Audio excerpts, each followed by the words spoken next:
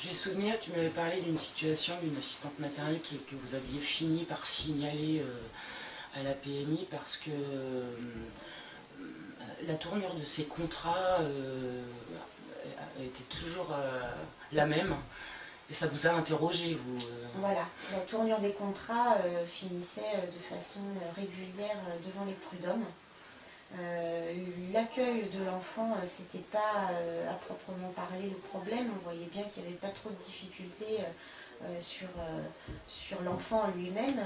C'était une nounou hors pair en ce qui concerne l'enfant, mais c'était une assistante maternelle qui était relativement procédurière, qui devait peut-être trouver un plaisir enfin je sais pas, on n'a jamais su exactement ce qui pouvait la motiver à avoir ce genre de comportement, mais systématiquement il y avait des problèmes au niveau du paiement ou au niveau du calcul des congés, et les parents n'étaient pas d'accord parce qu'ils ne comprenaient pas ce qui se passait. La demande de l'assistante maternelle ne correspondait jamais à ce qu'ils avaient compris ou à ce qu'ils pensaient avoir convenu au sein du contrat.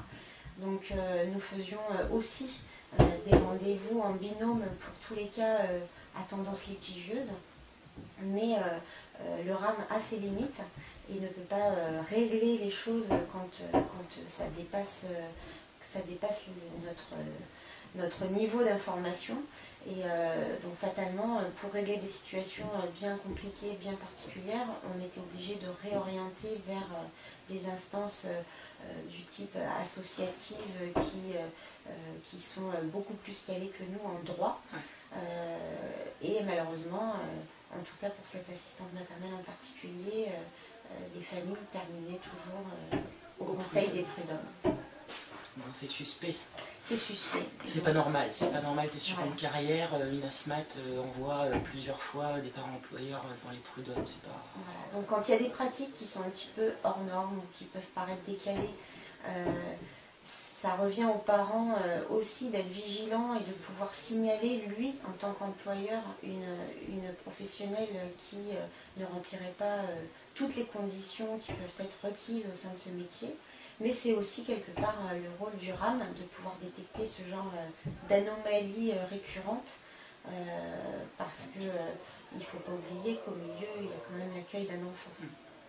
Et la partie administrative, comptable, relationnelle, c'est une chose, mais c'est l'enfant qui est au cœur de tout ça. Et quand on a des suspicions, quelles qu'elles soient, il vaut mieux signaler pour rien que de rien faire et qu'il arrive un drame quelconque. Votre interlocuteur privilégié, c'est la PMI ou pas forcément? Oui, c'est la PMI et le département, puisque le département gère les agréments. Et en fait travaille étroitement avec la PMI, donc du coup il y a un contrôle qui peut être fait, une visite intempestive ou une visite sur commande, parce qu'on a besoin, alors souvent ça démarre juste par un rappel des règles, mettre en garde l'assistante maternelle sur ou des choses qui sont vérifiables, d'autres moins. Mais parfois ça permet juste de remettre sur les rails pour que ça reparte mieux. Ça peut être parce que à l'occasion d'un atelier vous avez observé quelque chose qui vous avait fait tiquer, ou ça peut être suite à des parents employeurs qui sont venus vous poser des questions bien précises. Voilà.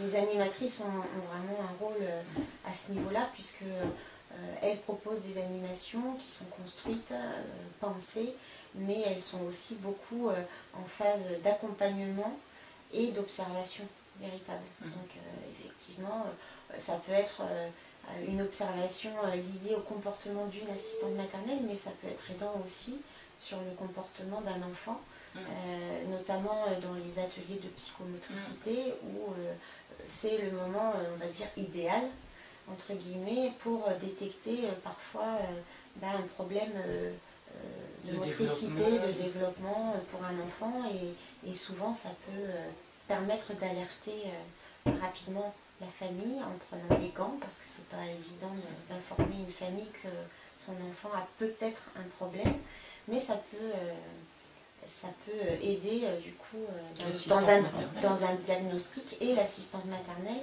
à se comporter peut-être d'une façon différente et adaptée à ce type de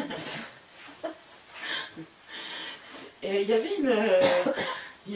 a une aventure un peu bon, rigolote, moi je trouve ça rigolo, cette histoire d'assistante maternelle qui se reposait drôlement sur son mari dans son activité professionnelle.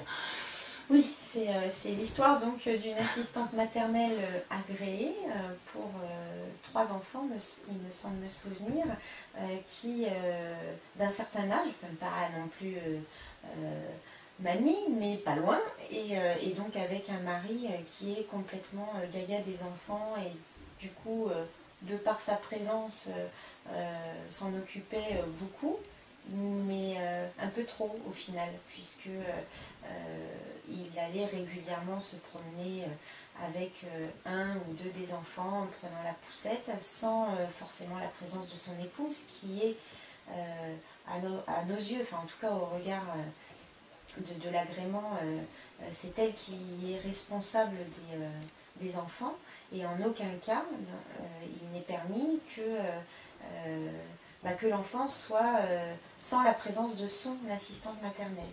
Donc les choses se passaient relativement bien, puisque les enfants adoraient autant tonton que tata, c'était pas le problème, sauf que on a eu énormément de mal à faire comprendre à cette assistante maternelle qu'elle avait une responsabilité telle que s'il arrivait quelque chose en présence de son époux et en son absence, que les parents, là, même si ils acceptaient la situation, ils étaient au courant que monsieur faisait énormément de choses avec les enfants, qu'en matière de responsabilité et d'assurance, s'il arrivait quelque chose, ça pouvait être tout autrement.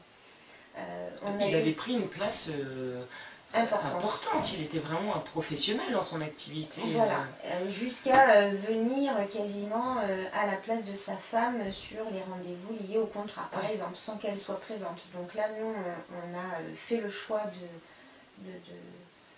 de mettre une alerte, entre guillemets, une fois, 2 fois, 3 fois, en expliquant que monsieur pouvait jouer avec les enfants, pouvait sortir, mais avec madame, surtout pas prendre la voiture avec les enfants. Enfin, voilà. Il y avait des pratiques qui n'étaient pas très respectueuses des engagements pris par l'assistante maternelle vis-à-vis de son agrément. Donc on a jugé utile quand même de faire remonter la chose, parce que c'était plutôt les prémunir en cas de. Ouais, ils étaient hors cadre. Ils étaient hors cadre, même si toutes les choses se passaient bien. Et donc pour finir l'histoire, ce monsieur a fini par demander son agrément. Et donc maintenant, ils font partie des rares couples en France bénéficiant d'un agrément en couple, ce qui permet d'avoir plus d'enfants à la maison à s'occuper, mais tout le monde est content.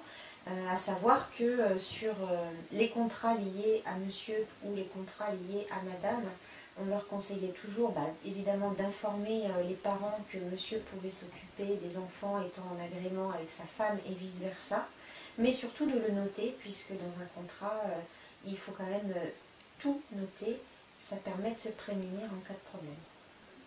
Une histoire qui finit bien, ça, voilà. C'est rigolo. Voilà, parce qu'il n'y a pas beaucoup de couples d'asthmates en France. Non, je ne sais pas exactement combien il y en a, mais je crois que ça se compte sur les doigts d'une main. Je voudrais parler avec toi aussi de cette période qui est assez complexe pour un RAM. La période fin d'année scolaire, là où il y a des choses qui se croisent et s'entrecroisent pour vous. Ouais, c'est assez intense à cette période, parce qu'il y a effectivement les grands qui sont en garde, qui vont rentrer à l'école en septembre. Donc les contrats en général se terminent, parfois ça dure, ça continue en mode périscolaire, mais bien souvent ce sont quand même des fins de contrat, ou en tout cas des modifications de contrat. Donc c'est une période où les parents viennent beaucoup se renseigner. Sur la même période, il y a tous les places se libérant, ça permet aux assistantes maternelles d'accueillir de nouveaux contrats. Donc bien souvent, il y a aussi l'explication des parents qui ont recruté, qui ont cherché une assistante maternelle dont le contrat va démarrer à l'issue des congés d'été, qu'il faut renseigner. Et par la même occasion, à cette période, c'est le calcul des congés payés. Donc nous ne calculons pas, mais nous expliquons la façon de faire, les différentes façons de faire, puisque en matière de congés payés, plusieurs modes de calcul peuvent être appliqués. Et souvent ça génère des difficultés parce que la façon dont se déroule le contrat fait que le mode de calcul qui a été opéré, indiqué sur le contrat à la base ne correspond pas à ce qui est pratiqué dans la réalité. Donc il y a toujours une remise à niveau, chose qui est parfois déroutante à la fois pour les assistantes maternelles tout comme pour les parents. C'est ce qu'on appelle la régulation. La régularisation de salaire au titre des congés payés. Et c'est vrai que c'est vraiment un moment phare où le RAM, en tout cas celui dans lequel je travaillais, ne désemplit pas.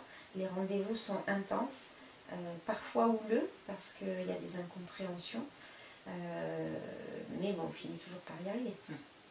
Donc mai, juin, juillet, pour un RAM, c'est une période mouvementée. Rouge. Ah, rouge.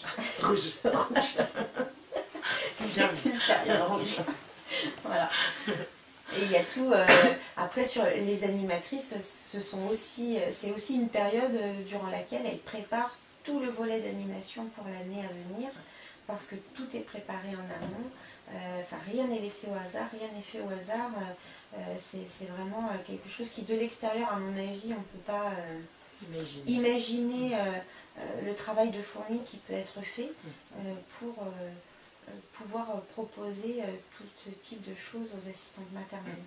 Et du coup, on va pouvoir rebondir sur ma dernière question. Est-ce que tu peux expliquer pourquoi un RAM en France ne va pas être le même qu'un RAM dans une autre région de France? Chaque RAM est différent, chaque RAM fonctionne différemment. Voilà, chaque RAM fonctionne différemment parce que déjà il y a des RAM associatifs et des RAM municipaux, donc le mode de gestion n'est pas le même. Le budget, à mon sens, est sûrement aussi de façon géographique sûrement très différent d'une région à une autre, d'une ville à une autre. Il peut y avoir une volonté politique de mettre l'accent sur la petite enfance ou pas.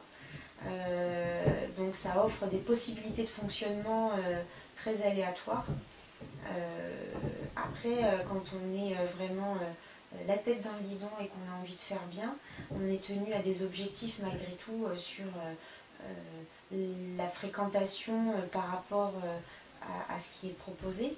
On a des rapports d'activité à produire pour justifier auprès de la CAF notamment de l'activité du RAM.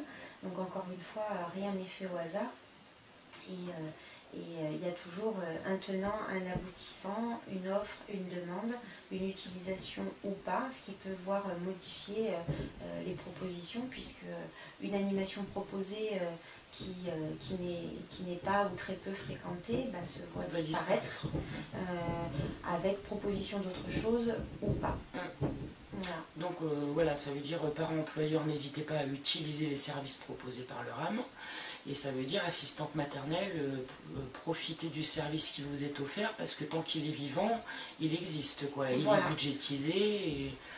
Et c'est dommage de s'en priver parce que c'est vraiment une aide à la professionnelle, tant sur les activités qu'elles peuvent effectivement faire aussi chez elles avec les enfants, enfin faire un atelier pâtisserie ou faire du dessin, de la peinture à un enfant, c'est facile à faire chez soi, mais l'enfant le vit différemment aussi, de le faire en groupe avec des copains, et les assistantes maternelles, du coup, ça permet aussi un regroupement, du dialogue, et du coup peut-être une évolution potentielle au sein de leur profession. Voilà. Ok.